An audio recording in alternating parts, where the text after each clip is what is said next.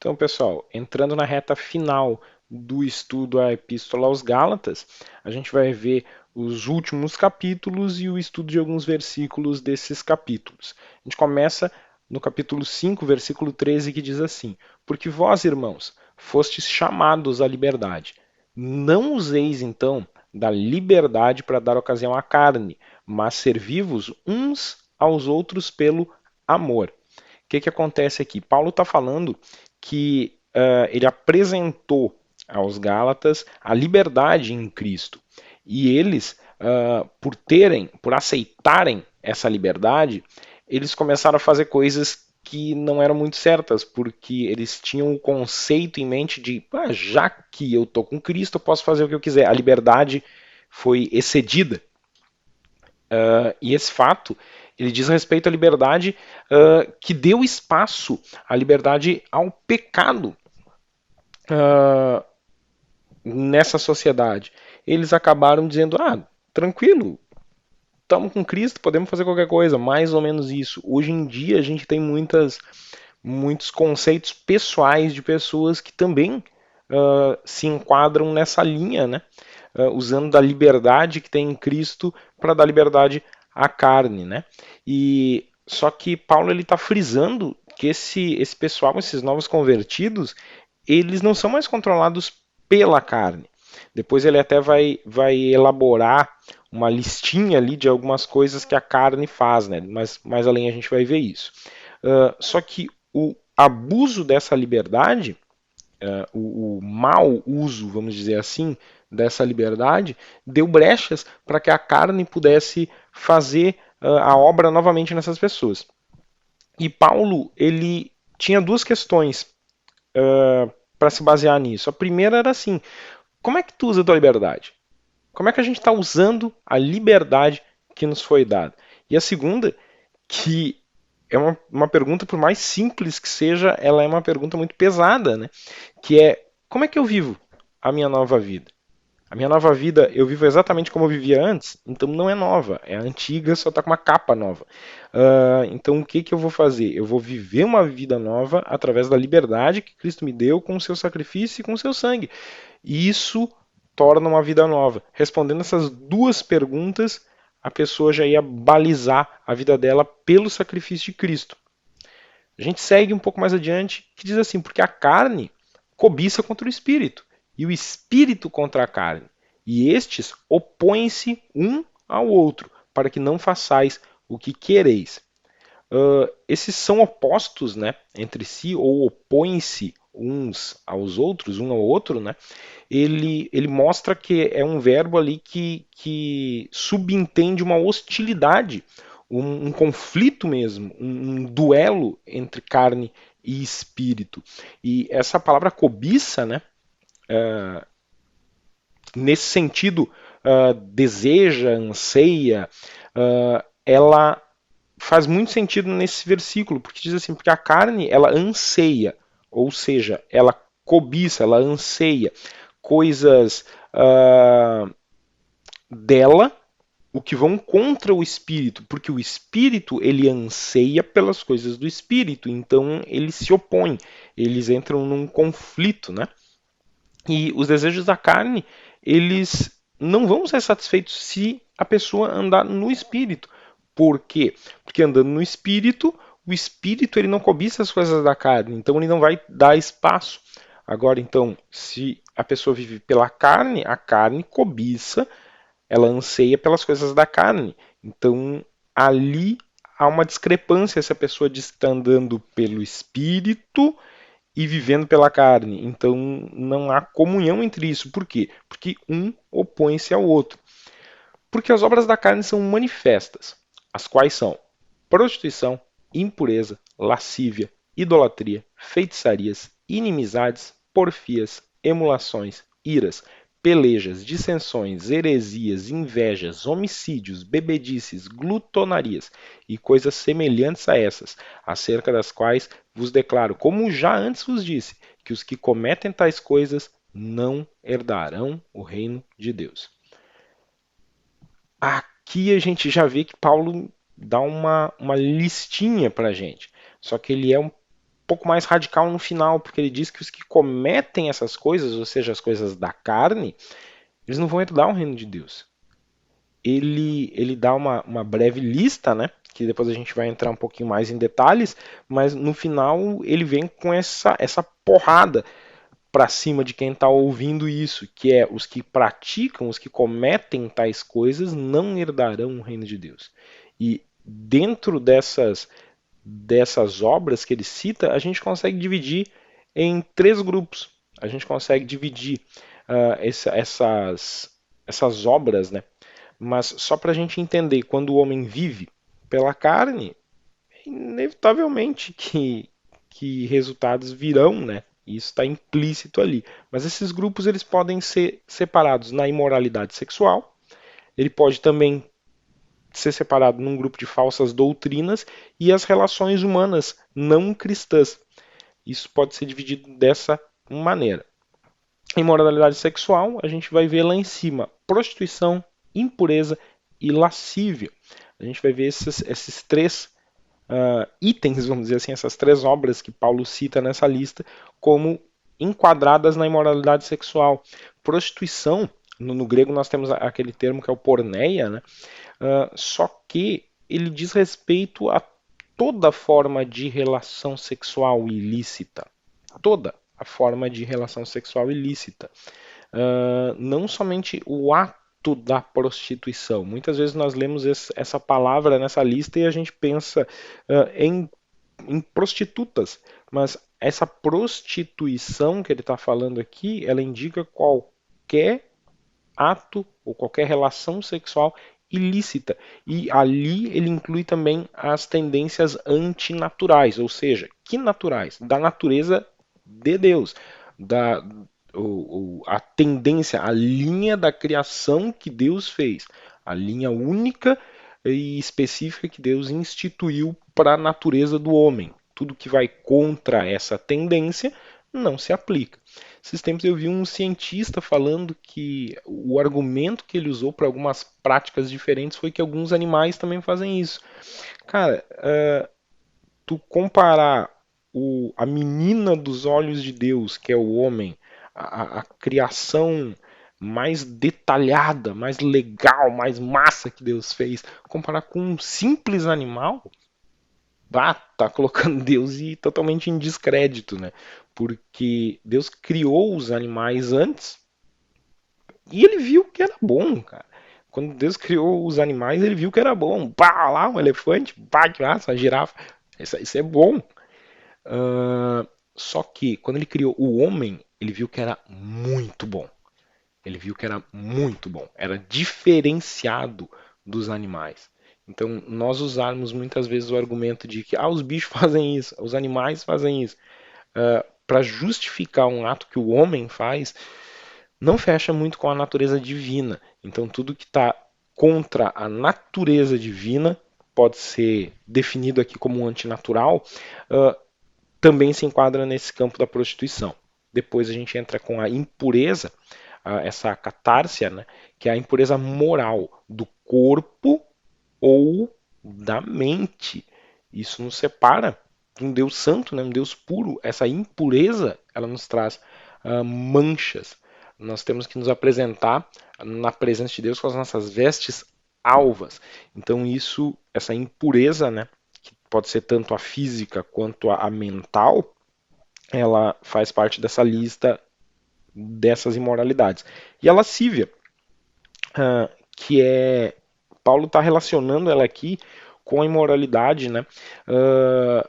Essa imoralidade, o ser imoral, ter uma conduta moral corrompida, ter, como é que eu posso dizer, ele sair das linhas de conduta, de decência, de ordem, e não ligar, não dar bola mínima para isso, tu fazer coisas que corrompem a moral. Então isso é enquadrado dentro dessa lascívia. Barclay, ele fala o seguinte, esses três termos que Paulo usa, porneia, ele indica uma área, um pecado, né, na área específica da vida que é nas relações sexuais. A catársia, ela indica a profanação geral da personalidade inteira. inteira, a personalidade toda da pessoa. E a Seugéia, ela indica o amor ao pecado tão despreocupado que a pessoa ela deixa de se preocupar com o que Deus ou os homens pensam de suas ações. Ah, mas eu não tenho que dar a bola porque os homens pensam. Não nesse sentido, porque aqui tu vive numa sociedade, eu não tô nem aí, eu posso fazer o que eu quiser. Ah, na verdade, se enquadra dentro desse quadro da lascívia, quando nós corrompemos a moral de uma sociedade com as nossas atitudes. Isso entra dentro desse segmento.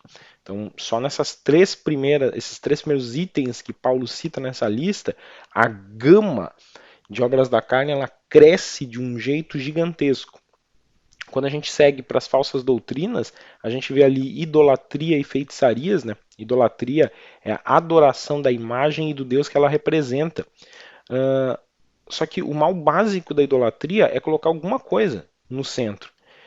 Sempre que qualquer coisa no mundo passa a assumir o lugar principal em nosso coração, mente e propósito, então essa coisa tornou-se ídolo, pois usurpou o lugar que pertence a Deus. O primeiro lugar em tudo é Deus. Deus é o número um, sabe? Deus, ele é quem está no controle das nossas vidas, é o player um aí da nossa vida, ele que está com o controle um na mão. Então, nós somos sujeitos a ele, nós obedecemos ao nosso Deus. Então, sempre quando alguma coisa toma o lugar dele, vira um ídolo e está enquadrado na idolatria. Não somente a imagens, né? Mas quando a gente coloca o marido, quando a gente coloca a esposa, filhos, pais, amigos, trabalho, dinheiro, qualquer coisa em primeiro lugar na nossa vida, ele está fazendo a função de um ídolo e está caindo dentro desse campo chamado idolatria. Feitiçarias, né? É o uso da bruxaria ou magia na religião. Originalmente, essa palavra, né, ela significava o uso de remédios, só que depois ela começou a ter um sentido mais pesado quando começou a ser usado alguns venenos, mas a feitiçaria dentro da igreja, Paulo condenava.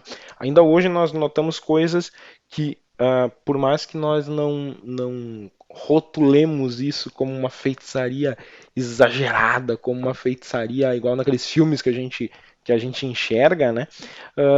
Às vezes a gente pensa, feitiçaria, pá, vem na cabeça o Harry Potter lá com as varinhas fazendo magias, etc. Mas tem coisas mais simples que aí entram as superstições. Eu vou ungir um pedaço de madeira e botar atrás da porta da minha casa que vai proteger dos maus espíritos. Cara, não faz sentido. Por quê? Porque o sangue de Cristo cobre aquilo ali, deu pra bola, a presença de Cristo naquele lugar já bota para correr o mal. Não precisa de um elemento físico para fazer isso. Então, sempre quando nós tentamos associar alguma coisa, ele cairia dentro também desse ciclo aqui de feitiçaria, da bruxaria, né, da magia.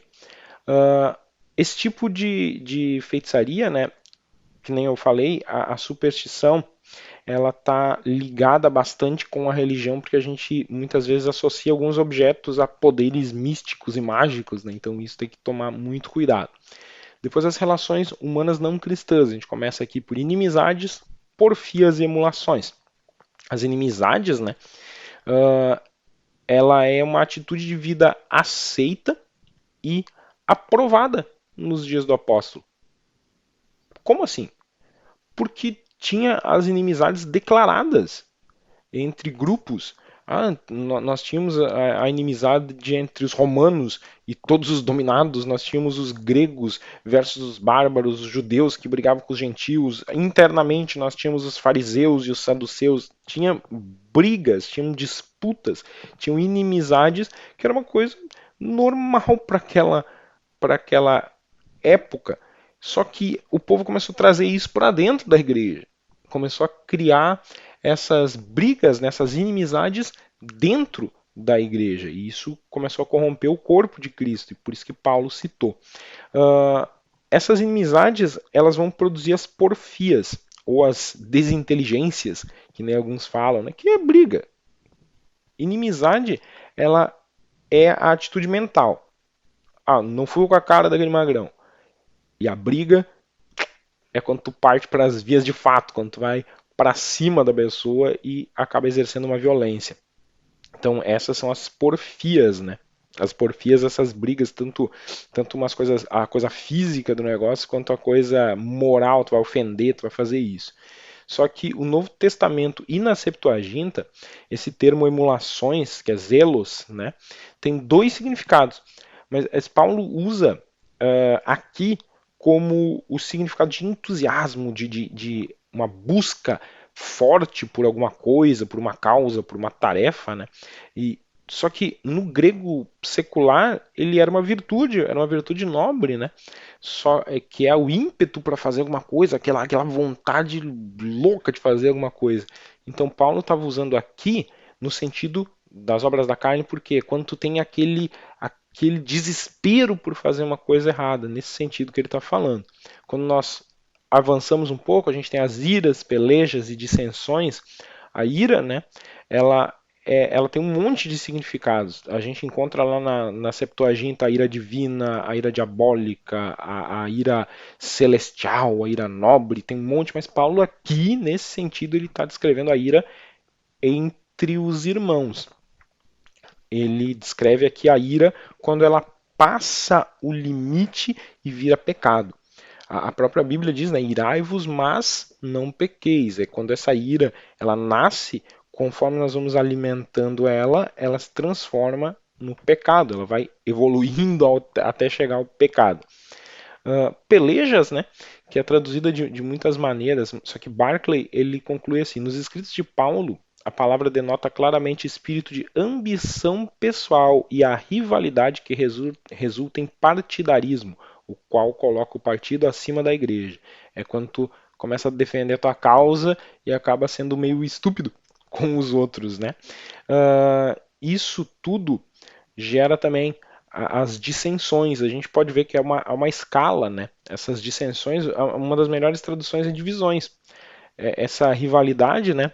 Começa lá com a ira, daqui a pouco tem as pelejas, tu começa a começa a criar uma confusão ali e tal, isso gera uma divisão. Geralmente isso é causado por egoísmo, por alguns conceitos que tu não aceita abrir mão mesmo que eles estejam errados, e o que que acontece? Isso causa divisões na igreja. Aí a gente começa a ver que essa progressão desses três elas já são algo bem destrutivo. E agora, só até as dissensões, a gente viu que o que tinha crescido pra caramba com os três primeiros lá, o alcance disso, agora aumentou violentamente o alcance das obras da carne. Né? A gente segue dizendo das heresias, das invejas e dos homicídios. Heresia, a transliteração, ela transmite uma ideia que não é tão ortodoxo, né? Ah, só que o que acontece? A palavra original ela descreve um grupo que está unido pelas mesmas crenças ou condutas. Heresia é uma discordância.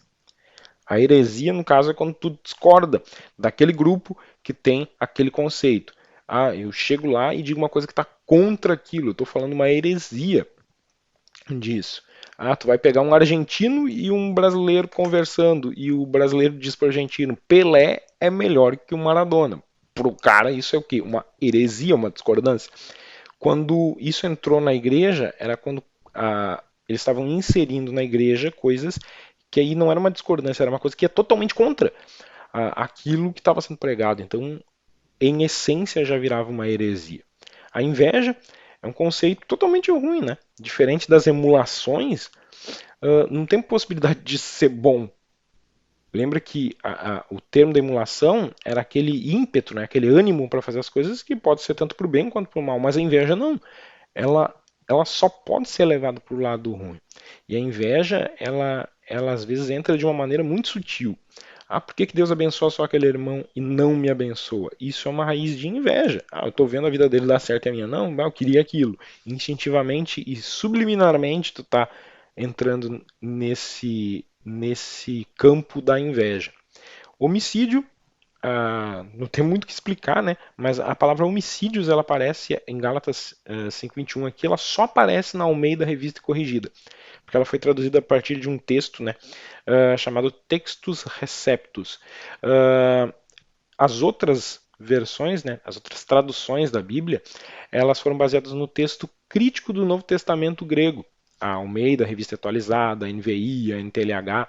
Então, elas não trazem em essência, nas versões, nas traduções mais antigas, essa palavra. É uma variante textual, né, que foi encontrada ali. Depois a gente tem bebedices, glutonarias e coisas semelhantes. Bebedices e glutonarias, dos dias de Paulo, embriaguez era uma causa de vergonha. Era uma causa de vergonha. Eram feitas piadas, escárnios com as embriaguezes públicas, vamos dizer assim, né? Mas, mas não, mas não em totalidade, porque às vezes existiam festivais religiosos em que o pessoal ficava bêbado no festival, né? Embora as glutonarias elas fossem usadas em algumas traduções gregas como comemoração, né? Essa palavra, né, de glutonarias, que é o komai, ele fosse usado para isso. Só que no Novo Testamento ele vai ampliar um pouco mais esse conceito e vai dizer que isso é uma devassidão, que é uma libertinagem, né, dentro disso tudo, o que vai totalmente contra o andar no espírito. Só que essa lista ela não para aí. Se fosse até ali, os caras iam fazer uma porrada de outra coisa e iam dizer, mas aquilo não está na lista, eu posso fazer. Então Paulo, sabiamente inspirado pelo Espírito, colocou e coisas semelhantes. Deu, tem mais então. Tem mais, não é só aquilo, aquelas ali são as principais. Mas quando a gente segue um pouco adiante, a gente vê Paulo trazendo o seguinte: mas o fruto do Espírito é amor, gozo, paz, longanimidade, benignidade, bondade, fé, mansidão, temperança. Contra essas coisas não há lei. Carne e espírito.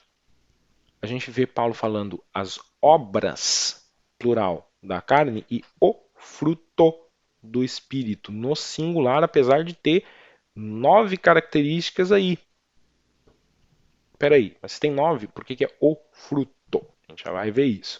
Só que essa diferença é o que? Obra eu posso fazer. Fruto não sou eu que comando. Eu posso construir uma casa. O homem pode construir uma casa. Mas ele não pode fazer uma laranja crescer. Não é o homem que dá o crescimento à laranja. Ele pode plantar o pé de laranja, mas quem vai dar o crescimento não é o homem. Então Paulo ele usou essa comparação sabiamente, porque as obras elas são um resultado físico, o fruto não. Ou seja, aquelas obras da carne, quem faz sou eu. Porque o diabo fez eu fazer. Negativo, quem faz é a pessoa. Tem um filme muito interessante chamado O Advogado do Diabo, filme com o Al Pacino e com o Keanu Reeves. Muito interessante esse filme, por sinal. Ele tem um trecho que o diabo está lá falando e diz que ele só faz o palco. Quem dá o espetáculo é o homem, né? Então é exatamente isso. As obras não é o diabo que faz por nós. Somos nós que fazemos as obras da carne. Agora, o fruto não. O fruto eu posso cultivar. Mas quem vai fazer aflorar não sou eu, certo? Então o homem ele não pode produzir o fruto. Aí eu até estava comentando que a gente pensa, mas o fruto do espírito, uma das primeiras coisas que vem na nossa mente é uma tangerina, é uma laranja, que é uma fruta única, dividida ali dentro em vários gominhos, né? E cada gomo daquilo é individual, vamos dizer assim, mas faz parte de uma fruta. Então muita gente associa com isso. Só que eu vou extrapolar um pouquinho esse conceito. Eu vou ir um pouquinho mais adiante, eu vou extrapolar um pouquinho mesmo. Eu comparo com as joias do infinito, cara. Porque eu acho uma relação muito interessante quando a gente pensa que cada uma pode fazer algo, o seu propósito separadamente. Cada uma tem a sua ação separada que pode trabalhar individualmente, mas quando estão juntas, elas fazem algo muito maior. Então, com o fruto do espírito é a mesma coisa. O amor ele pode trabalhar sozinho. O gozo pode trabalhar sozinho, paz pode trabalhar sozinha, longanimidade, benignidade, bondade, fé, mansidão, temperança, cada uma pode trabalhar sozinha.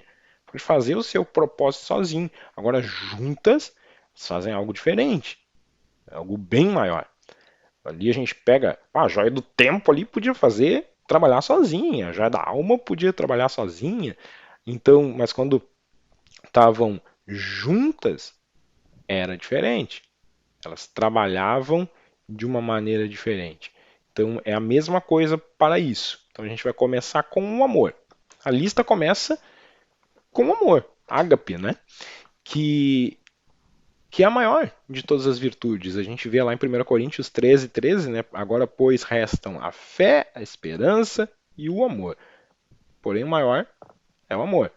Isso é o que une tudo. O amor, então, é a base para isso. O amor cristão, ele é algo assim muito forte porque ele é a base de todos os outros. Se a gente for ver, todos os outros eles se baseiam no amor. Eles têm essa base. E essa palavra é um termo distintamente cristão. Esse termo foi criado para descrever a necessidade adequando esse tipo de amor novo, porque a gente tinha formas diferentes de se referir ao termo amor, né? Que é diferente dos que nós temos hoje em dia. Barclay ele fala que ágape é benevolência inconquistável, uma boa vontade imbatível. A gente não pode comparar com o nosso conceito atual de amor, que a gente mistura, a gente às vezes interpreta amor por diversas coisas que não necessariamente são amor. O cara tem uma atração física por uma pessoa, eu tô amando a pessoa. Não, tu não tá amando a pessoa. Então, o amor, o conceito de amor acabou se corrompendo muito, mas esse amor que está falando aqui é um amor que excede todo entendimento, é um amor que extrapola todos os conceitos humanos. Quando a gente chega em gozo, paz, ou alegria e paz, dependendo da tradução, eles se relacionam um com o outro, esses dois. A palavra alegria, né, é a felicidade. Tem um autor que diz que é impossível ver um cristão não alegre. Ele falava isso. Apesar das lutas, apesar dos conflitos, a essência é a alegria. Só que a gente avança um pouquinho mais e a gente vê que o reino de Deus ele é alegria, justiça e paz. Romanos 14:17 fala isso. Mas a alegria está ali. Ela já faz parte. A alegria ela é inclusa nisso. Tem uma forma de saudação que era o Kairem, que era o regozijai, né? Que não tem um significado assim, como se fosse tipo um como vai, e aí, beleza, sabe? Mas tinha um significado diferente entre esses homens que andavam com Cristo, que criam em Cristo. Barclay, ele diz que a essência seria mais ou menos que a alegria esteja com você. É tipo que a força esteja com você, do Star Wars, mas numa versão contemporânea da época, que eles se cumprimentavam dizendo isso, que tu fique alegre, que a alegria esteja contigo. E a alegria, ela é a manifestação externa da paz. Se eu estou em paz, ou seja, aquilo que está dentro de mim está tranquilo, está equilibrado, eu estou vivendo uma vida com uma equidade, deu. Eu tenho paz no meu interior e eu manifesto, eu exteriorizo isso com a alegria. Essa paz, se a gente parar para ver, não é ausência de problema. Não é porque eu digo que eu tenho paz que eu não tenho problemas. Mas essa paz, ela significa que eu tenho uma serenidade, uma tranquilidade, porque eu tenho um relacionamento com Deus, com os homens e comigo mesmo, então eu estou tranquilo.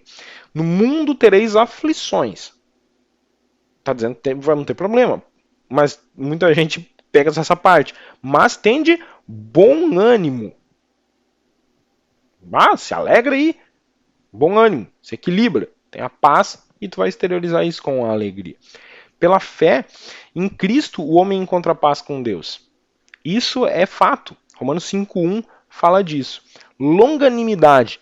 A gente pode traduzir como paciência, que é um ânimo, né, longo. Essa é uma característica de Deus. E Deus ele está citando através dessa lista para que nós nos tornemos parecidos com Ele, assim como nós éramos parecidos no início. Ele ainda quer isso, porque a longanimidade é uma característica divina. Deus é longânimo, Deus é tardio em irar-se, Deus ele tem um longo ânimo, ele tem uma paciência, porque às vezes a gente pensa, cara, se eu tivesse no lugar de Deus eu já tinha detonado com tudo. Por quê? Porque nós somos impacientes. Essa, essa virtude, ela também não tem que ser confundida com o cara ser tranquilo. Aquele cara que tá caindo o mundo, que tá cheio de problema e ele tá ali sussa. Não é essa paciência. É uma paciência depositada em Deus. Longanimidade é um ânimo longo, firmeza de ânimo, constância de ânimo. Alguém que permanece animado por muito tempo sem se deixar abater. A essência é a perseverança. Sem a gente perseverar, a gente não tem essa paciência. Benignidade,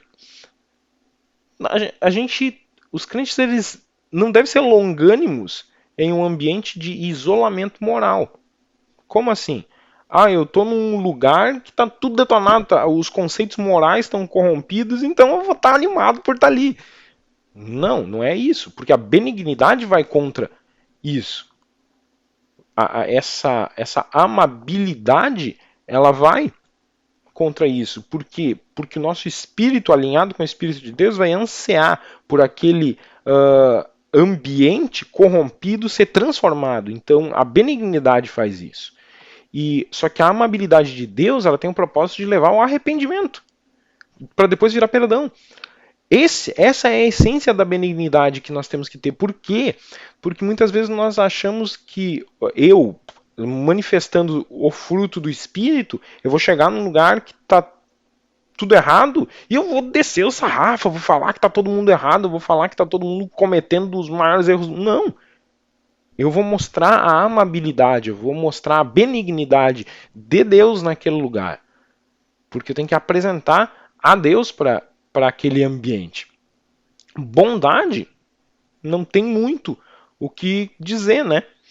Barclay ele diz que significa uma generosidade sincera, que é imerecida. Imerecida. Eu vou ser bom com alguém mesmo que aquele cara não seja bom comigo. Eu vou ser bom com uma pessoa mesmo que me retribuam de maneira ruim. Então é isso que eu tenho que pensar. Depois a fé, né? Que é o mais mal entendido de todos. Porque o Novo Testamento ele vai falar dessa fé, desse tipo de fé, na ação da gente depositar totalmente a nossa dependência na obra de Cristo. Essa fé não é uma fé natural. Muitas vezes nós cremos que essa fé é uma fé natural. Ah, deu um problema lá. Não, tem a fé. Essa fé, nós temos a fé sobrenatural e a fé natural. O cara que trabalha tem fé que lá no final do mês ele vai receber o salário dele. Então ele acredita nisso. Instintivamente ele gera fé. Só que é uma fé natural. Aqui está citando a fé sobrenatural. E o fruto do Espírito, se a gente parar para ver, eles são virtudes éticas. Que primeiro eles vão lidar com as relações interpessoais. Quando a gente vê isso, a gente trata a fé e a gente progride um pouco essa fé, ela vai virar fidelidade. Essa fidelidade, ela não é somente a fé em Deus, mas também ao próximo. É eu ser fiel, eu ter fé ao meu amigo, eu ter fé no meu cônjuge, eu ter fé em quem estiver próximo de mim. Tem uma frase que diz que não há igreja ou casamento que permaneça a menos que esteja fundamentado na lealdade, ou seja, na fidelidade, né? A fidelidade vai ser a chave, vai ser a essência para isso. Mansidão é o fruto que assim mais difícil de definir, porque a gente tem essa palavra prautes, né, que não tem um termo exclusivo no nosso idioma para definir. E esse ser manso, às vezes a gente interpreta como aquele cara desanimado, aquele cara mole, aquele cara que tá ali, tá, sabe, tranquilo, se arrastando. Então, a preguicinha lá do Zootopia, daquele filme, Não é assim, cara. Não é isso. Essa mansidão é um pouco diferente. É a combinação de força e suavidade. É o irai-vos, mas não pequeis.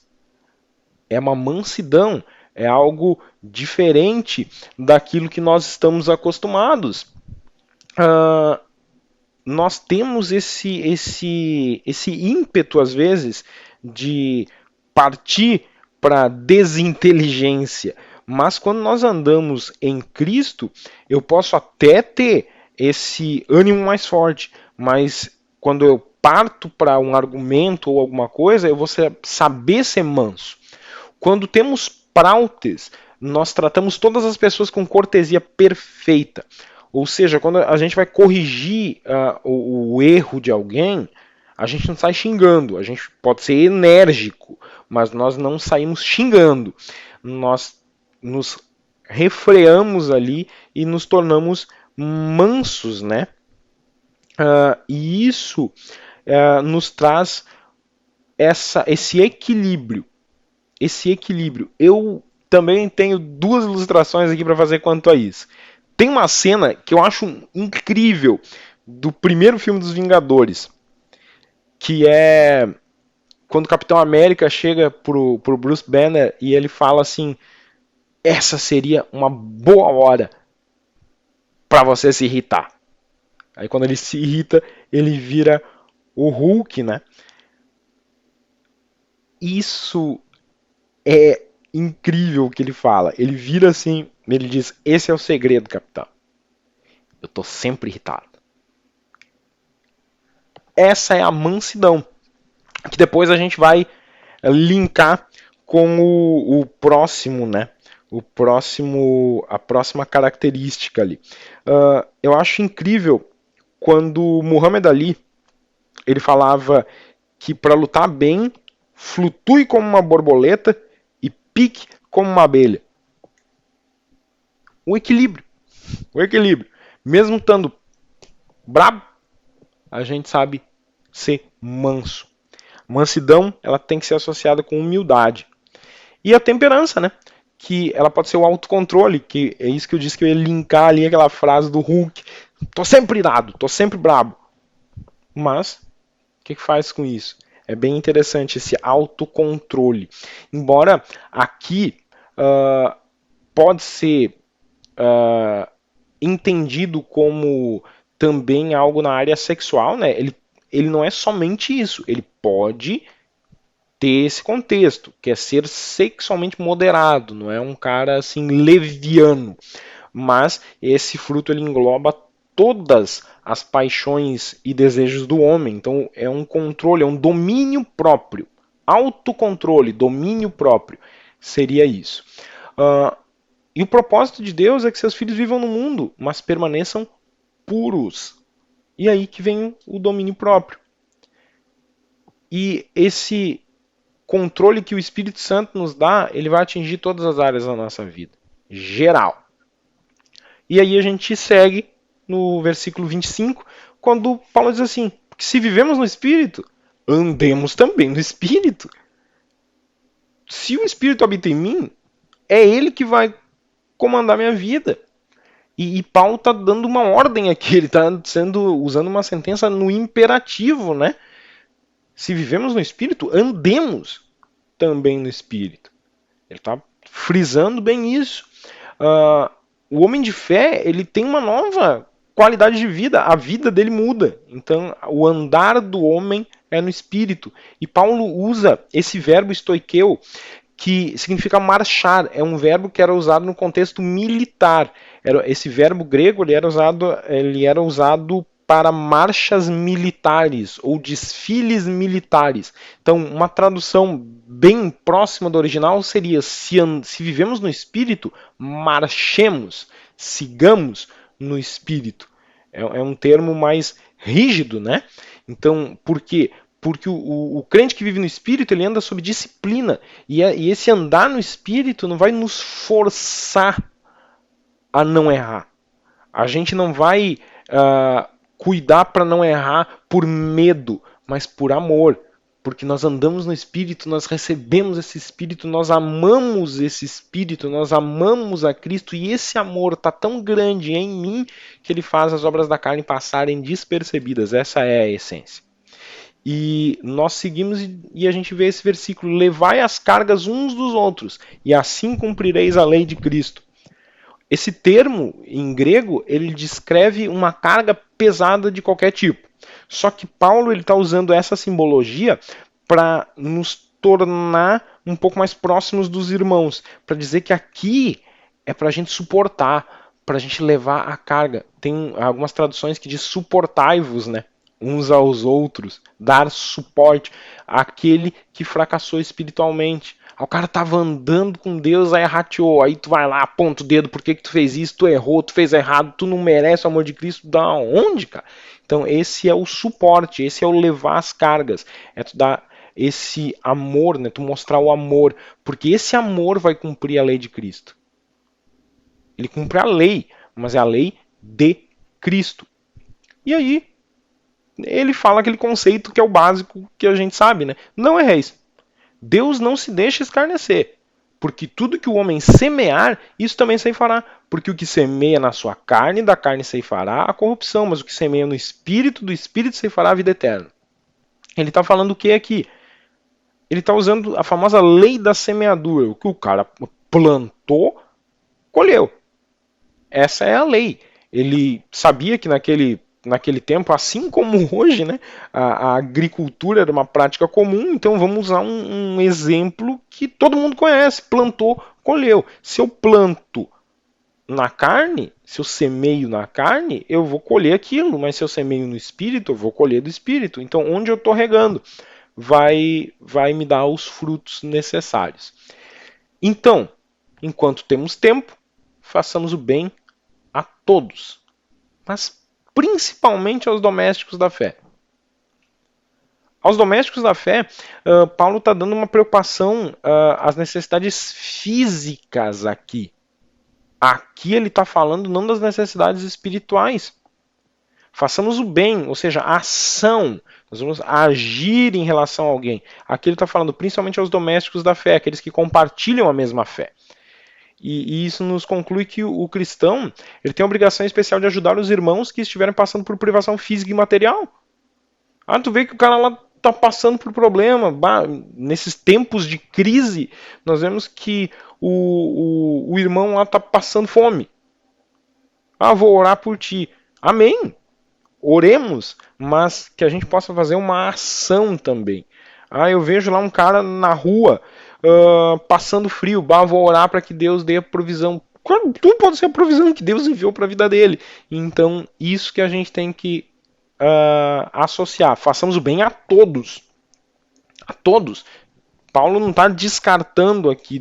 Paulo não está falando de uma sociedade fechada que nós temos que fazer somente o bem àqueles que compartilham a mesma fé que nós. Não, ele está falando a todos, mas ele dá uma ênfase, principalmente aos domésticos da fé.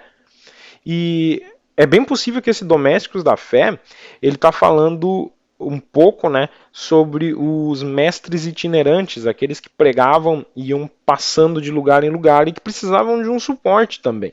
Mas isso se enquadra em mais categorias, né, se a gente parar para entender. E no finaleira da carta, ele diz: vede com que grandes letras vos escrevi por minha mão. Ele não quis dizer que ele tinha escrevido um monte. Ele não quis dizer que a carta era longa. Ele não quis dizer nada disso. Ele estava dizendo: saca só o tamanho das letras que eu usei. Ou seja, ele deu destaque.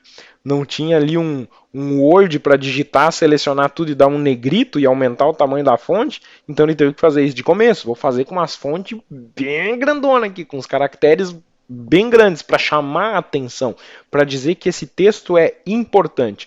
Quando eu estou criando um documento, quando eu estou redigindo um documento e eu quero chamar a atenção para alguma coisa, eu uso artifícios para aquilo. Eu seleciono aquela palavra, eu boto no itálico, eu seleciono aquela palavra e boto um negrito naquela palavra, eu sublinho, eu chamo a atenção. Aqui Paulo fez o quê? Ele quis dizer que, olha só, as letras estão grandes, então isso é importante. Eu estou escrevendo isso com letras grandes, por minha mão. Ele escreveu. Então, essa finalização, esse final do estudo da carta de Gálatas, a gente vê que a carta, né, aos Gálatas, ela é algo muito essencial para a igreja também, porque ela nos dá tópicos importantíssimos, principalmente quando a gente chega ali naquela parte das obras da carne e do fruto do Espírito. Isso chama a nossa atenção e que a gente possa refletir nisso, que nós possamos meditar nisso, para que a nossa vida seja guiada pela palavra de Deus. Amém? Até a próxima. Deus abençoe.